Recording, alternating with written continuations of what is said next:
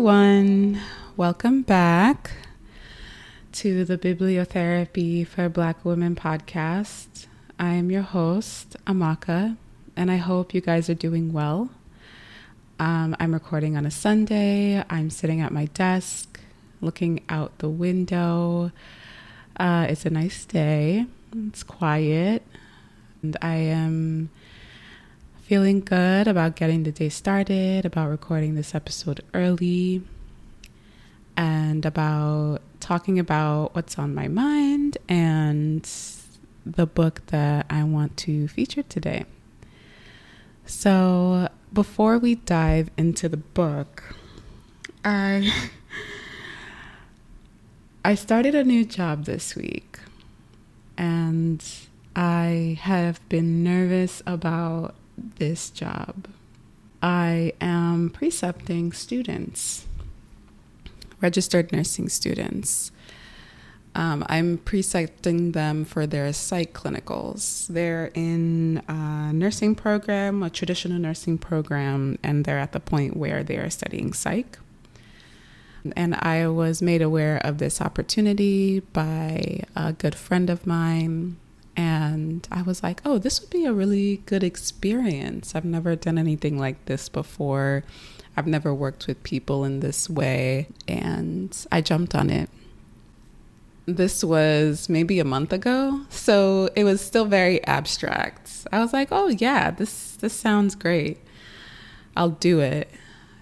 And then, the week, there was like 7 days left, and then really counting down, and I started to get really, really nervous. I started to really feel some serious imposter syndrome. I'm like, who am I to be teaching students? What? I'm like, I don't know anything. Like, why? What? And I'm like, no, this isn't true. Deep down, I knew I would be okay. But just knowing that I have people that are going to be taking what I say very seriously, they're going to be looking to me as a resource. I was thinking that they would be my peers. I'm like, how in the world could I serve as like a leader pretty much to people my age? That was the first part that I got wrong, because I'm looking at my group of students. I have two groups of students, and I'm realizing that I'm at least 10 years older than these students. So that's the first like kind of reality check for me. Sometimes I still think in my mind that I am 20 something in my early 20s. I'm not. I am well into my early 30s. And it took me kind of coming home from my first clinical shift on Thursday, after pretty successfully managing the first shift with my students, and 7 students to the group. So I was nervous about that too, considering we have limited space and you have to take in consideration COVID precautions. I also wanted to make sure that, they were learning something and that they were having a good experience and that they did not feel like they were wasting their time. Like, I'm really invested. So that added to the angst and feeling like I am not knowledgeable, which doesn't make sense, when you really think about it. I've graduated. I'm at a place where people can look to me as a reference, as a resource. People can look to me for a very valid opinion when it comes to this field. And I don't really think it has sunk in yet. I think this was the first experience for me to really sit in the reality that I am at a different place professionally in my life. You grow up, you're a student for so long. You're a student through your teens, from kindergarten, preschool, you're a student. You're looking up at people. You're looking to them for guidance. You're looking to them for support. through your teens, through your 20s, however long you're in school. And then you get to a point, which is how, mentally I'm starting to restructure where I am professionally. You get to a point where you are now amongst those who others are looking to for support, for knowledge, as a resource. So I'm meeting my students for the first time. I'm getting to know them. We're talking. I laid it out on the table. I was not going to pretend that I knew everything that I was going to do with them as a group. So I was like, listen, guys, I'm going to level with you. This is my first opportunity and experience as a clinical preceptor. I want to grow with you guys through these next however many weeks of clinical. I want us to work together. Tell me what you want. I know what is important, at least the basics of what you ought to know when you're done. But tell me what you want to get out of this clinical, and I will tailor my guidance for you towards that. So that's the approach I'm taking with this experience. I'm just being honest with my students. I am, reinforcing the fact that we are working together. And the goal is for them to learn something at the end of this clinical experience. And for some of them, they might go into psych as a specialty. They might finish this experience and be like, psych is not for me. Totally okay. But I at least want to have them finish with the impression, hopefully, that it was a good experience and that I at least tried, to make it worthwhile for them. So the day that I woke up for the first clinical, I was so nervous. I was like, what am I going to do? I was so nervous, but it worked out well. And I came home and I was like, one, I think we're even in different generations at this point. I keep forgetting that the people that I interact with, there's like a whole generation below me. And I think I forget that sometimes because I don't interact with them often. But yeah, they're out there. And I think this is kind of me really understanding that and relating to them from a place of, more professional experience in this field and being comfortable and sitting in that and being okay with it and embracing it. So I am meeting my second clinical group tomorrow, and I'm feeling a little bit better about it. It's a smaller group, which makes me feel better too, something I appreciate. So I feel like having had the experience of the larger clinical group already, I am now taking, what I have learned from that one experience so far and apply it to my second group. So, send me good vibes. I'm feeling much better. But yeah, I really, really want to do a good job. So hopefully by the end of this semester, I have made a positive difference and imparted some wisdom to these students. So yeah, imposter syndrome can really be something sometimes. I was like, what? Like, I don't know nothing. Why did I sign up for this? And then, as I was talking to the students, they were asking me questions about medications and I was answering them. So I remember one of my favorite faculty, as we were closing out my nursing program, she was like, don't even worry. You are exactly where you are supposed to be at this point, and you know more than you think you do. And it ends up being true.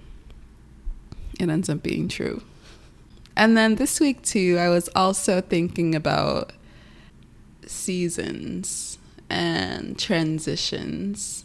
I am definitely in a transitory part of my life right now, just with transitioning out of my program and graduating, and really trying to solidify my next steps. I knew starting off this year, sometimes you just feel that, okay, I'm entering into a transitory season.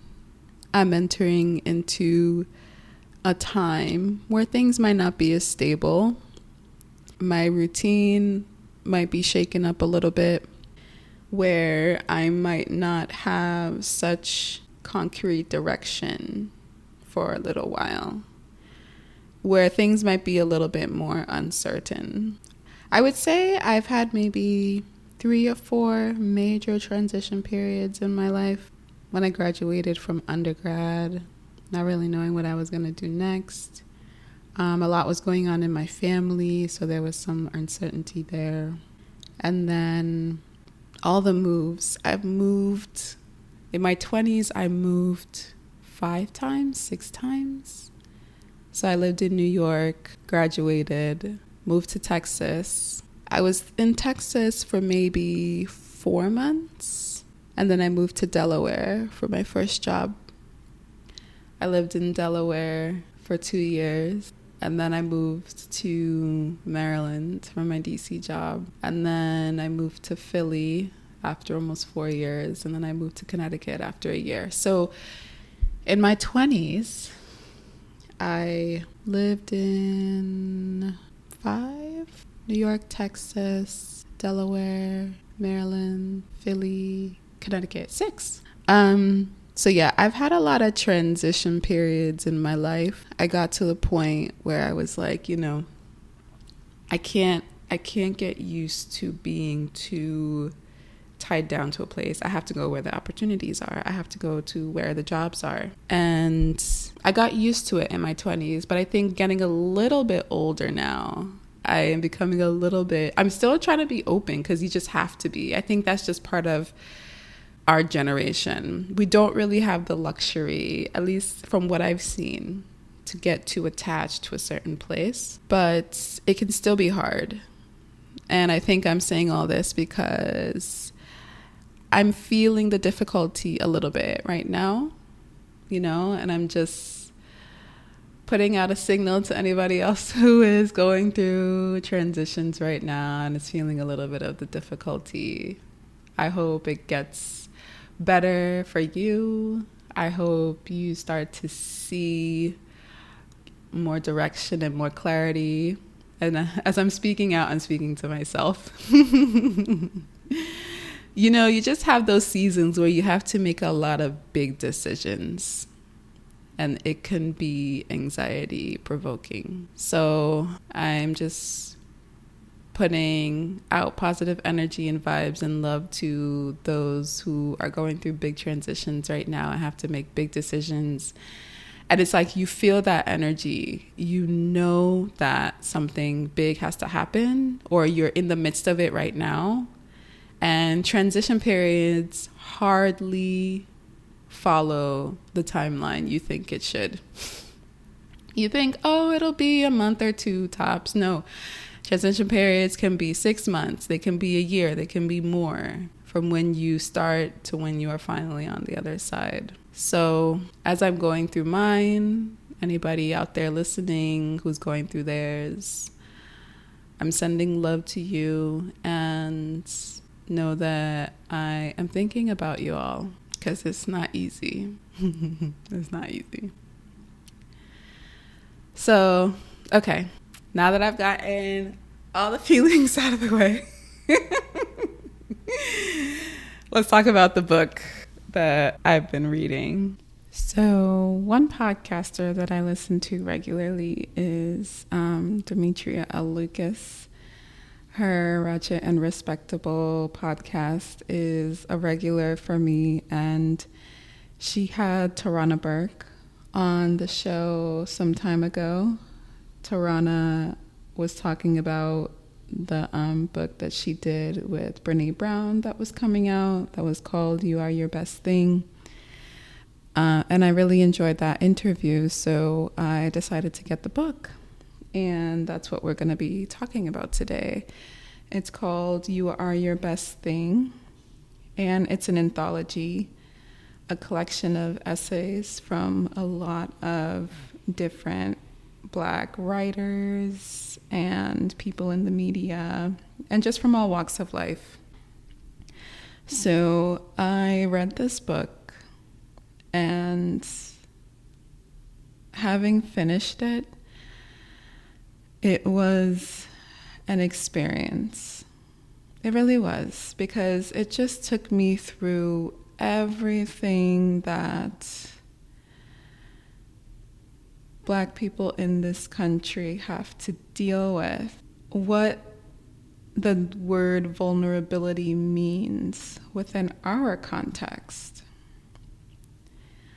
Because Tarana, having collaborated on this book, editing this book with Brené Brown, she mentioned that it came from a conversation of her and Brené, them talking, and Tarana kind of bringing up how it's hard to see herself in Brené's work. And it might be worthwhile kind of going through this and embarking on this project to create a piece of work that includes the theme of vulnerability, but from the lens of people like me and you know, Black people, people of color. So reading the stories, reading the accounts of the authors in this book, it was heavy.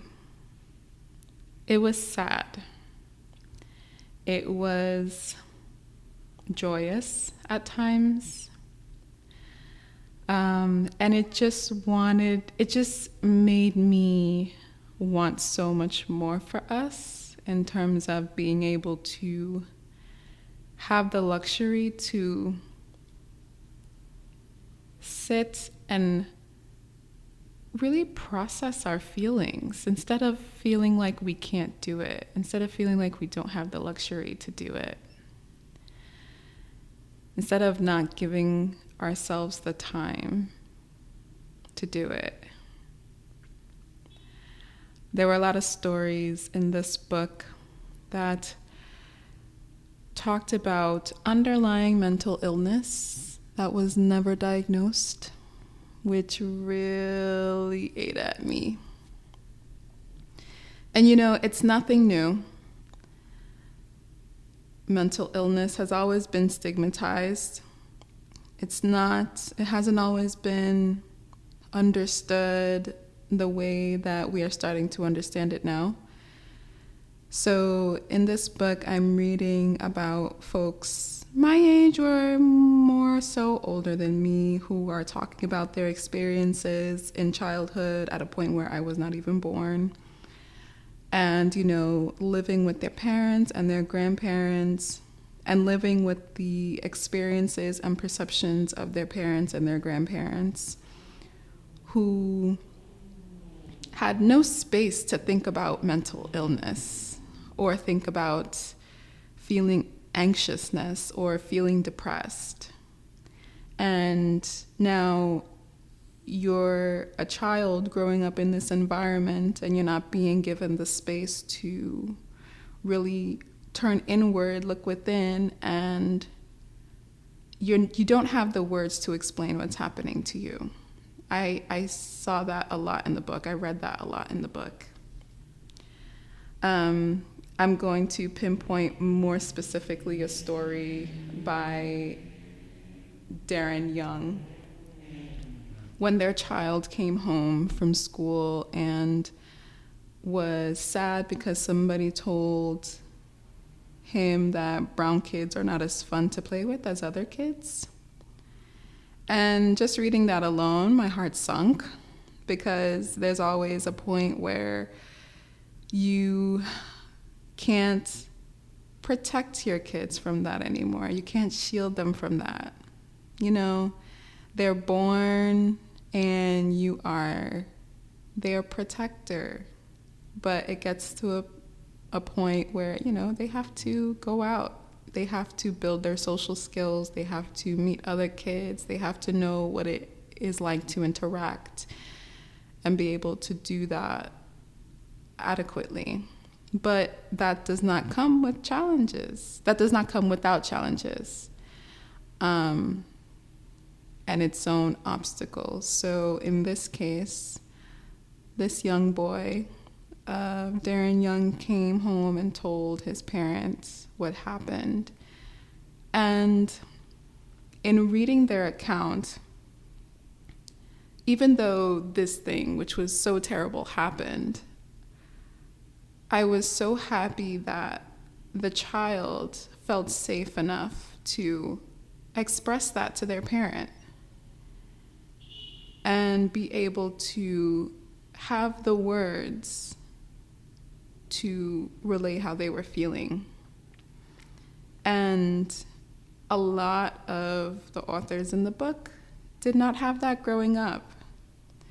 But one thing that I was happy to read about and appreciated was them realizing this at a point and going through the process, having gone through it or are actively going through the process of finding those words and giving those parts of themselves that they haven't been able to connect to a voice, and essentially breaking generational curses and being the change agent and the pivot point for their future generations, which is a personal goal of mine too.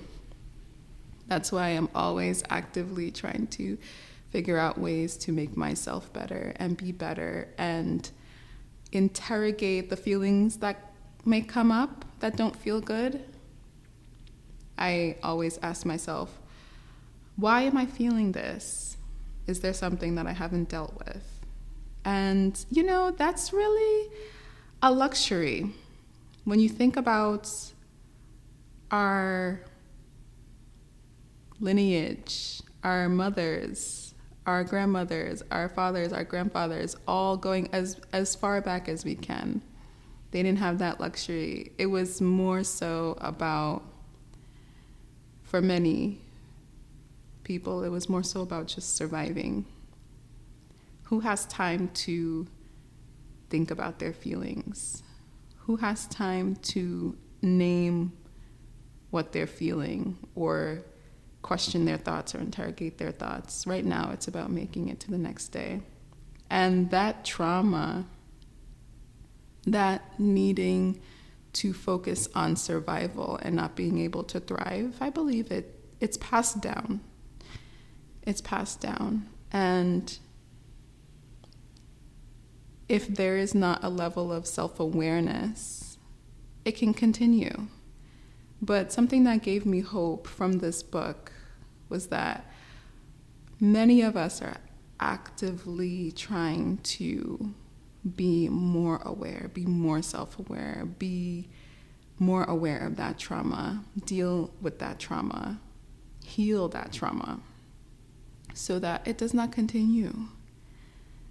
And the children that come after us do not have to shoulder that burden too. There are a lot of examples in the book about how disassociation is used as a survival tactic, which when you think about history and just how sometimes you need to navigate the world, disassociation is like sometimes the quickest way, sometimes just the easiest way to remove yourself from your current reality. And there were, a lot of different avenues that were used by the authors, sex, smoking, drinking, what have you, isolation, just whatever felt familiar and was available to them and had worked in the past was employed over and over again, just to be able to not completely go crazy because of what was happening around them, because of their internal battles that they weren't really able to fight and defeat and come out on the other side. And it brought me back to our previous episode of what happened to you, where disassociation is a very prominent tool that is used in environments where there is instability and there is constant moments of traumatic experiences where your body is just trying to keep yourself safe. And it may employ this strategy to just completely mentally remove itself as the world, as the environment is crumbling around that person.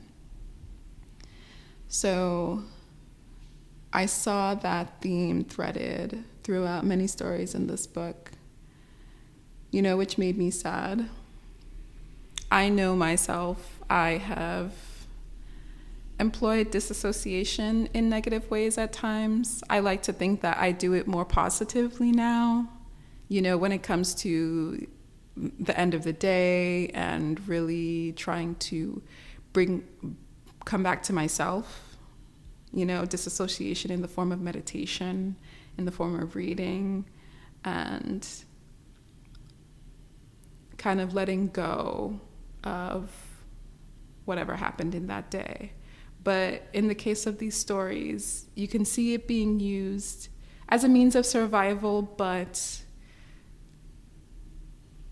what many people would think would be like, unhealthy ways that in the long term may not be beneficial to you from a mental place, from a physical place. But what gave me hope through all these stories is the fact that everyone was trying to be better. I don't know how old the authors of these essays were. I think that most of them are probably like millennials like me. And I was just thinking about how, just in my experience, I'll speak for myself, I feel like with a lot of people that I've met, we're just trying to not perpetuate the mistakes that were made before us. I feel like there is a collective elevation in self-awareness and a collective shift of self-awareness to a more positive place. And I felt that in this I felt that in this anthology. And it gives me hope. It gives me a lot of hope for the generations to come after us. I feel like we are trying not to be so hard on ourselves. We're trying to give ourselves space. We're trying to give ourselves grace for where we fall short. And we're really just trying to do the best we can. And there were a couple of quotes that really resonated with me that I think I'll just highlight. So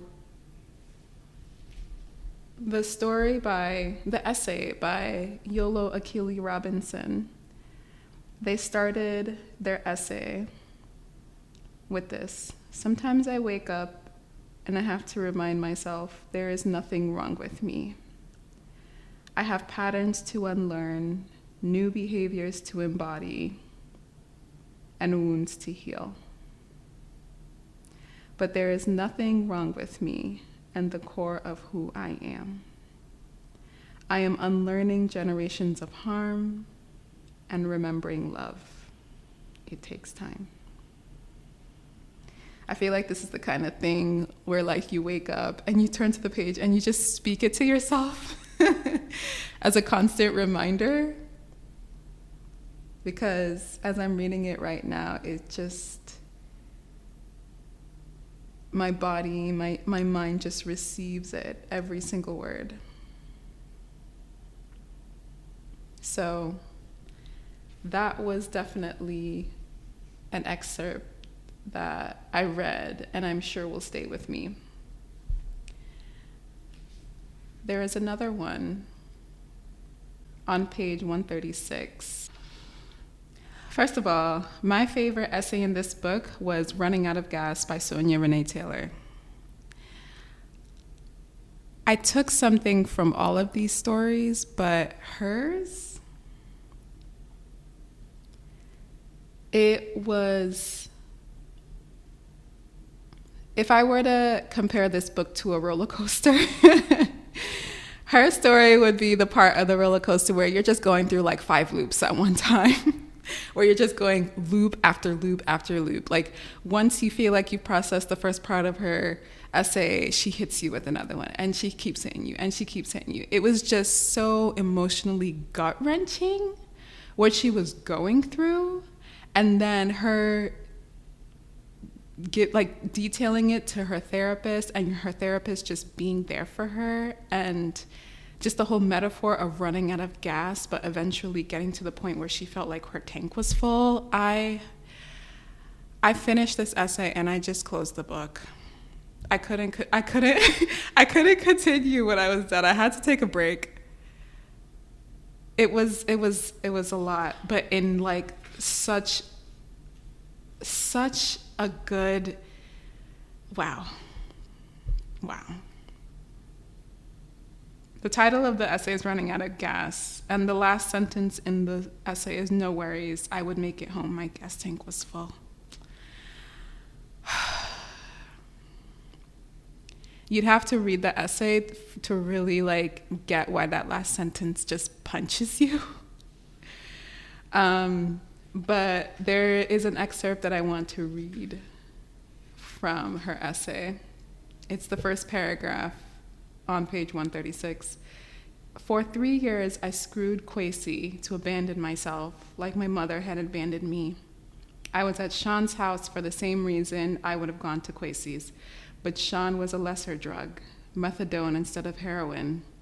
Regardless, every person I'd ever slept with was supposed to replace my mother. They did not. And tonight I was going to let Sean inside me because my mommy was dead in every city of every nation on this planet, and that truth bulldozed me. Because she left me at center stage with all my shit and nothing to hold on but her ashes. I slept with people, all sorts of people, because it was what I'd learned to do with the sorrow in the marrow of my bones. Tried to disappear it." Whew. And that's just a piece of the essay. So yeah, this book goes deep. I don't want to give too much away, just in case you want to pick it up for yourself and read it. There were some that I enjoyed more than others. I enjoyed all of them, but some of them, like, you know, this one I am highlighting right now, was my favorite. It was my favorite just because of how raw she was. And they were all very raw stories, just to kind of give you an idea. Hopefully that excerpt was just like a little snippet of what I'm talking about. But yeah, it was great. It was a great book. Very emotional. If you tend to cry, if you're a crier, you might cry at some parts. But I would recommend it. So I'm going to end this episode here. Having read that excerpt, and it's kind of bringing me back to reading that essay, and I think I need to do a meditation. But yeah, I'm going to end the episode here. I don't want it to be too long. I want to thank you guys for listening to this episode. I want to thank you for listening to the end. If you want to reach out to me, please do. I love to hear back from my listeners and have it be shared with me how the episode affected you, impacted you. Please reach out to me via email at btbwpodcast@gmail.com. Again, that's btbwpodcast@gmail.com. Please share the episode, recommend it, share the podcast. Let the people who you think might like it know so that they can, start listening and hopefully feel connected and come on this journey with us as well. So again, I want to thank you guys for listening, and I'll talk to you guys soon. Thank you. Bye.